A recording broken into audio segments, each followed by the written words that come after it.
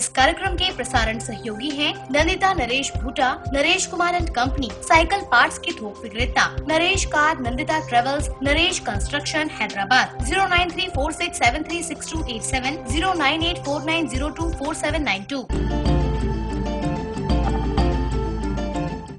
जय जिनेंद्र बंधुओं, बहुत बहुत स्वागत है आपका इस विशेष कार्यक्रम जैन वास्तु का रहस्य में। बंधुओं, कहते हैं जहां चाह है वहां रहा है, लेकिन हम चाहते हुए भी कभी कभी कुछ गलतियां कर बैठते हैं जो अनजाने में ही सही लेकिन हमसे हो जाती हैं और उनका प्रभाव हमारे संपूर्ण जीवन पर पड़ता है।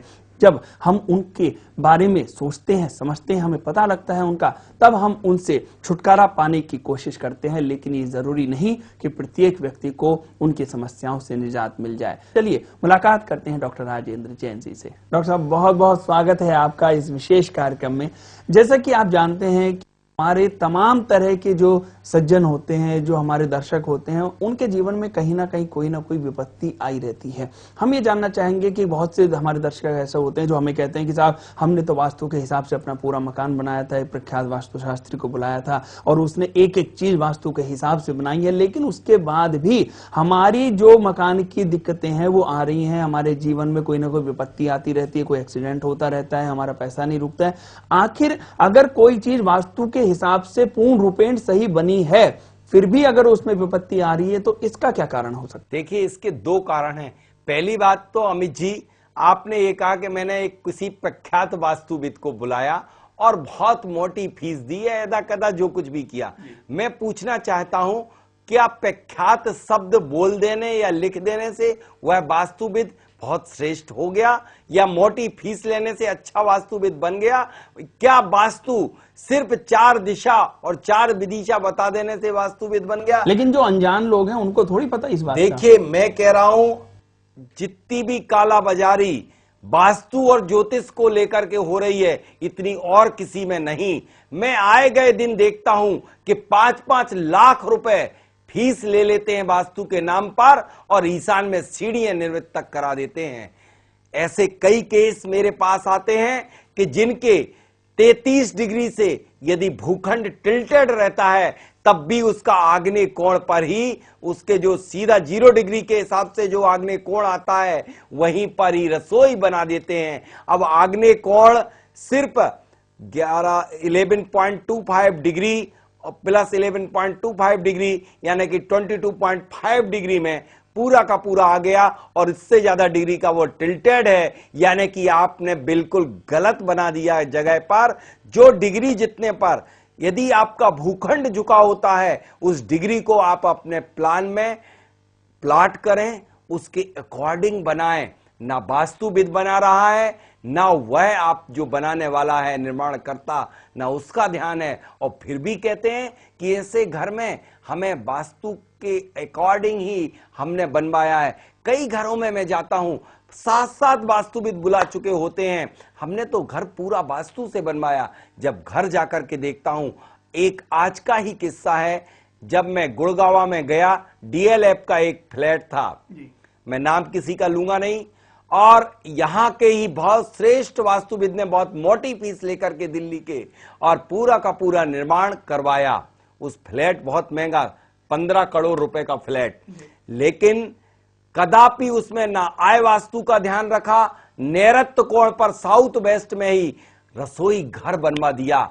मैं दर्शकों आपसे पूछना चाहता हूं, नैऋत्य कोण में कैसे आया? क्योंकि उसकी जो लेंथ और विड्थ यानी लंबाई और चौड़ाई थी, वह मतलब रेक्टेंगुलर प्लॉट था, आयताकार प्लॉट था। आयताकार प्लॉट में इस तरह से नहीं निकाले जाते हैं दिशाएं विदिशाएं, उसके डिग्री के हिसाब से निकाले जाते हैं। बिल्कुल गलत 100% बना दिया, और फीस 5 लाख रुपए ली, और फाइल इतनी मोटी बना करके रख दी, बढ़िया बढ़िया पेपर, कलर्ड पेपर, एक एक चीज को 5-5, 10-10 पेजों में सजा दिया। क्या कागजों में सजा देने से वास्तु बन जाती है? मैं पूछता हूं, क्या जब तक कोई वास्तुविद प्रॉपर तरीके से मैथमेटिकल वास्तु को फॉलो नहीं करेगा, आय उस भूमि की नहीं निकालेगा, भूखंड की, उस कक्ष की, और सही दिशा और दशा का ध्यान नहीं रखेगा, डिग्री का ध्यान नहीं रखेगा, तब वह कितना भी निर्माण क्यों ना करा दे, लेकिन उसके कोई रिजल्ट कदापि नहीं मिलेंगे। मैं पूछता हूं आपसे कि आपकी दोनों नासिकाओं को बंद कर दिया जाए, जरा सा तो अंतर है नाक और मुंह में, और मैं कहूं कि आप सांस लीजिए तो आप ले पाएंगे? जरा सा अंतर है मुंह और नाक में, तो मुंह का काम मुंह करेगा, नाक का काम भले बहुत नजदीक है लेकिन कार्यों में अंतर नहीं आ सकता है। इसी तरह से यदि किसी जोन पर दूसरा जोन आपने वहां पर ओवरलैपिंग कर दी है और फिर भी आप कह रहे हैं कि मैंने वास्तु से पूरा निर्माण किया है, यह आपकी झूठी मान्यता है। आज पूरे भारतवर्ष में सिर्फ यही हो रहा है, वास्तु के नाम पर सिर्फ छल और केवल छल। कोई ना वास्तुविद ढंग से काम कर रहा है और ना कराने वालों को पूर्ण ज्ञान है। सिर्फ वास्तु को 4 दिशा और विदिशाओं तक सीमित कर दिया, कदापि नहीं। भूमि की एनर्जी के साथ साथ मैथमेटिकल वास्तु, आप उसमें आपके अपने मूलांक के अकॉर्डिंग वास्तु, आप अपनी राशि के अनुसार, कई घर दक्षिण के होते हैं, कई एक व्यक्ति जो डीएलएफ में बनाने जा रहा, उसने कहा मुझे दक्षिण सूट नहीं होता था, उत्तर का उसने 13 करोड़ रुपए का खरीद लिया। लेकिन जब उसकी कुंडली देखी गई तो उस कुंडली में स्पष्ट था कि उसे दक्षिण ही मुखी फ्लैट या मकान सूट था, क्योंकि उसका मूलांक 9 था, 27 तारीख का जन्म था, मंगल उसके केंद्रस्थ था, 4th हाउस में बैठा हुआ था और मंगल का वह स्वामी था। तो उस व्यक्ति के लिए जितना वह सूट, और जिस दिन से उसने इस तरह के फ्लैट में किया उसकी उल्टी गिनती आरंभ हो गई। तो बहुत सारी बातें आज ठीक उसी तरह से काम हो रहा है कि एक डॉक्टर और कंपाउंडर में बहुत अंतर होता है। लेकिन कुछ ही दिवस किसी वास्तुविद के साथ कोई साथ रहता है, नौकरी करता है 1-2 महीने, और देखिए कुछ महीनों बाद वह वास्तुविद बन जाता है। बेसिक फाउंडेशन उसका क्या है? साइंस की जब तक पूरी तरह नॉलेज नहीं होगी, जब तक कई प्रकार की थेरेपी होती है, वास्तु दोष निवारण की मिरर थेरेपी होती है, प्रतीकात्मक चिन्हों के माध्यम से होती है, कई चीजों से होती है। इन सारे के सारे चीजों का पूरी तरह आपको सम्यक ज्ञान डॉक्टर साहब मुझे ये बताइए कि आपने बताया कि प्रख्यात वास्तुविद खाली कह देने से कोई नहीं हो सकता, पोंगा पंडित भी बहुत से होते हैं। हमें ये बताइए कि जो जनता है, जिसको बेचारी को कोई ज्ञान नहीं है इस विषय में, और जो इस तरीके का कार्य करते हैं, जो गलत कार्य करते हैं, वो अपने आप को पूरा प्रमोट करेंगे कि साहब मैं प्रख्यात वास्तुविद हूं। अब हमारी जो जनता है वो कैसे इस चीज को डायग्नोज करे, कैसे इस चीज का पता लगाए कि जिससे हम बात कर रहे हैं उसको कुछ पता भी है या नहीं पता है, वो वास्तु को जानता है नहीं जानता है? देखिए, बेसिक प्रिंसिपल जो हैं वो कम से कम पब्लिक को जानना चाहिए। जिस तरह से आपको अपने शरीर की संरचना का पूरी तरह ज्ञान है, यही संरचना वास्तु भी पूरी तरह से, शरीर भी आपका पूरी तरह से वास्तु के अनुरूप बना हुआ है। इस तरह से 5 तत्वों से सृष्टि निर्मित होती है, तो 5 तत्वों का ज्ञान आपको भी स्वयं ज्ञान होना चाहिए। अब असली या नकली या ज्ञानी है या नहीं है, किसी ने कह दिया कि मैंने बुलाया था और मुझे अच्छे परिणाम मिल गए और वह वास्तुविद श्रेष्ठ हो गया, ऐसा कदापि ना माने। क्योंकि हो सकता है कि वह व्यक्ति का पुण्य उस समय बढ़िया चल रहा हो, उसके कारण उसे रिजल्ट मिले हो, लेकिन वह उसके खाते में मर दे रहा हो कि जब से ये वास्तुविद आया तब से मेरे बहुत बढ़िया रिजल्ट मिलना प्रारंभ हो गए। ऐसा कुछ नहीं होता है। रिजल्ट परिणाम जब मिलते हैं जब तत्वों का संतुलन सुधारा जाता है, संतुलन बनाया जाता है। तो आप परीक्षण कैसे करेंगे? आप परीक्षण इस तरह से बेसिक चीजें जाने, कम से कम एटलीस्ट उस व्यक्ति का, जिस व्यक्ति से आप वास्तु विजिट करा रहे हैं, उसका एजुकेशन तो समझ लीजिए। ऐसा कहीं तो नहीं कि 10 क्लास फेल हो, 12 क्लास तक पढ़ा हुआ हो, साइंस का उसे ज्ञान ना हो, बाकी चीजों का ज्ञान ना हो, ज्योतिष का ज्ञान, उससे पहले ज्योतिष का कोई क्वेश्चन टफ सा पूछिए, उससे बाकी और चीजों का ज्ञान देखिए, सौर विज्ञान का ज्ञान है उसे कि नहीं है, ज्योतिष का ज्ञान है कि नहीं, भूगर्भ का ज्ञान है कि नहीं, तब समझिए कि वह वास्तुविद है। ज्योग्राफी का नॉलेज है कि नहीं, क्योंकि एग्जिस्टिंग वास्तु, आसपास की वास्तु, और उसे अच्छी तरह से भूमि का परीक्षण, मृदा परीक्षण भी भली भांति ज्ञान होना चाहिए। जब यदि इन सब चीजों का ज्ञान हो तब उसे वास्तुविद की संज्ञा दी जाए, वरना मैं आप सबसे निवेदन करता हूं कि या तो इससे अच्छा यह है कि वास्तु विजिट ही ना किसी से कराएं तो बेहतर होगा, वरना कई लोगों ने घरों में 10-10 लाख रुपए खर्च करके तोड़फोड़ मचा डाली, लेकिन उनने जो तोड़फोड़ लगाई है उसमें 75% मुझे जो परिणाम प्राप्त हुए हैं वह ऐसा लगा कि इस तोड़फोड़ की आवश्यकता कदापि थी ही नहीं, गलत तोड़वा दिया, बल्कि पहले सही था। तो इसको देख करके मुझे जो पीड़ा हो रही है, यह पीड़ा के ही आज मेरे स्वर निकल रहे हैं कि हम इस देश को, इस देश की जनता को कब तक चलेंगे। जी बिल्कुल, आपने बहुत अच्छी बात बताई है कि दर्शकों को भी ये बात समझनी चाहिए कि किसी एडवर्टाइजमेंट के चक्कर में ना पड़े, किसी भी आप भ्रामक प्रचार जो होते हैं लोग जो करते हैं अपनी दुकानदारी चलाने के लिए, उसके संदर्भ में आप पूरी जानकारी ले लें, क्योंकि वास्तु एक ऐसी चीज है कि एक बार अगर आपने निर्माण करा दिया किसी गलत तरीके से तो उसका जीवन भर प्रभाव आपको नकारात्मक मिल सकता है। इसलिए अगर आप वास्तु के संदर्भ में इस दिशा में कोई प्रयास कर रहे हैं तो पहले आपको उस वास्तुविद के संदर्भ में पूर्ण जानकारी प्राप्त कर लेनी चाहिए। अच्छा, आप हमें ये बताइए कि हमने इतनी अच्छी बात करी है, लेकिन हमें एक चीज आपसे और जानना चाहते हैं कि अब किसी ने हमें बोला कि साहब मैंने तो अपना पूरा घर जो है वास्तु के अनुरूप बना लिया है, और आपने मान लिया उसको देखा और आपको ये लगा कि साहब ये तो बिल्कुल वास्तु के अनुरूप नहीं बना, बंदा जो है सामने वाला ठगा गया। अब बात ये आती है कि अब इसको पूरा का पूरा बदलना पड़ेगा। कई वास्तु शास्त्री तो ऐसे होते हैं कि अगर पुराने किसी वास्तुविद ने उस मकान को बनवा दिया हो तो वो कहते हैं कि भाई साहब इसको यहां से तोड़ दो, इसको यहां से तोड़ दो। इस तरह की जो तोड़फोड़ की वास्तु होती है, क्या ये उचित है? तोड़फोड़ की वास्तु का विज्ञान नहीं है। आज सारे लोगों ने तोड़फोड़ का विज्ञान वास्तु बना दिया। वास्तु व्यवस्थित जीवन जीने की कला है।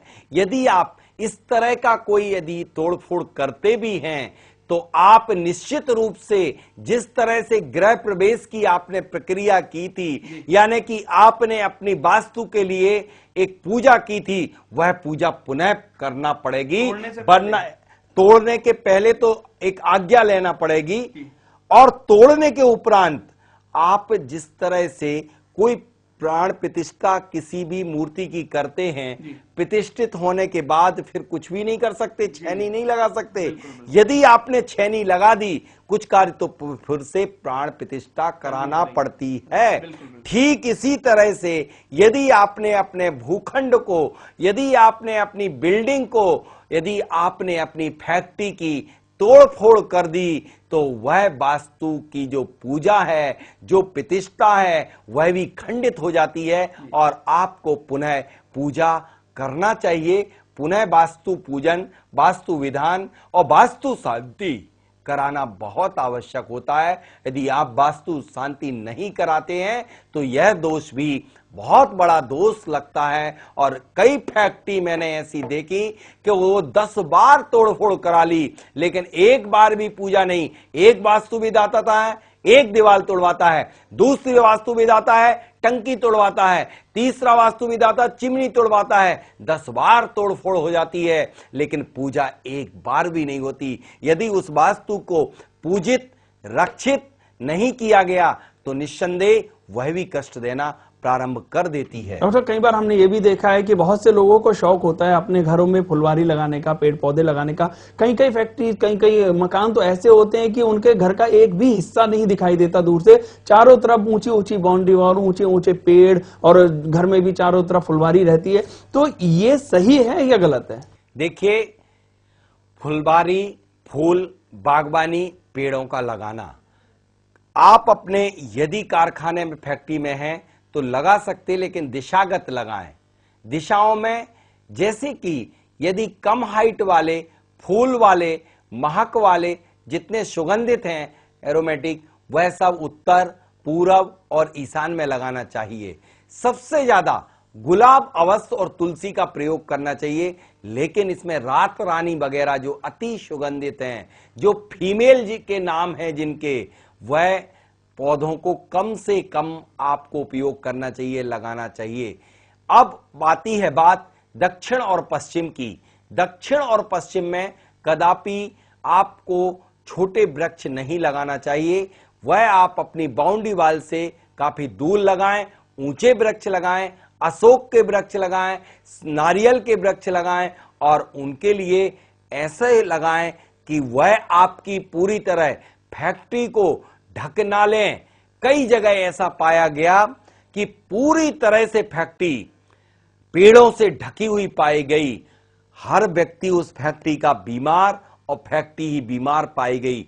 बीमार से अभिप्राय ये था कि वह उस फैक्ट्री में आज यह टूट फूट हो जाती है, कल वह मशीन खराब हो जाती है, परसों कुछ और प्रॉब्लम क्रिएट हो जाती है। यदि आपकी सूर्य की जीवनदायिनी किरणें आपकी फैक्ट्री में, आपकी भूमि में, आपके वर्कर के अंदर यदि नहीं पहुंच पाती हैं, तो आपको जीवन दान ना फैक्ट्री को मिलेगा ना आपको मिलेगा, वह भी आईसीसीयू में पहुंच जाएगी आपकी फैक्ट्री। जी बिल्कुल, इसी तरह की कई और भी फैक्ट्रीज होती हैं, कई घर भी होते हैं जिसमें हम लोग ओवरहेड टैंक्स लगाते हैं। प्राय प्रत्येक घर में ओवरहेड टैंक्स लगाए जाते हैं। लेकिन मेरा प्रश्न यह है कि कई फैक्ट्रियां ऐसी होती हैं जिनमें चारों तरफ, जैसे जो डाइंग की फैक्ट्रीज होती हैं, उसमें पानी का बहुत ज्यादा प्रयोग होता है। तो ऐसे व्यक्तियों को ऐसी फैक्ट्रीज में ओवरहेड टैंक को किस प्रकार से प्लान करना चाहिए? ओवरहेड टैंक को लेकर के इसमें बड़ा मतभेद है। मतभेद कदापि नहीं। पहले सारे वास्तुविद चले और उनने पूरे भारतवर्ष में ओवरहेड टैंक नैऋत्य कोण दक्षिण पश्चिम दिशा में बना दिए, जो कि बिल्कुल गलत हैं। कभी भी नैऋत्य कोण जो होता है वह राहु केतु का स्थान है, वह सूखा रहना चाहिए, ड्राई रहना चाहिए।